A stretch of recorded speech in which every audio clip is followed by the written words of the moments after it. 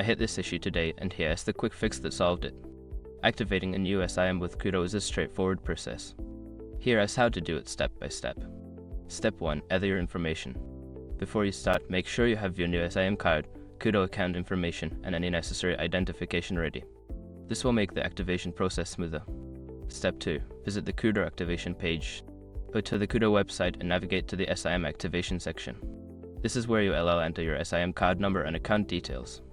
Step 3. Enter your SIM card number. Input the SIM card number found on the back of the card. Double check that you've entered it correctly, as an error can delay activation. Step 4. Follow the on-screen instructions.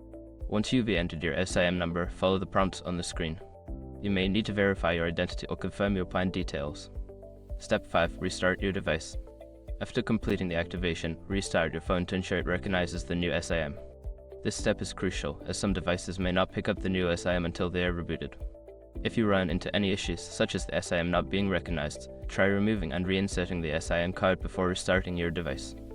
Good luck with your new SIM, and enjoy your Koodo service.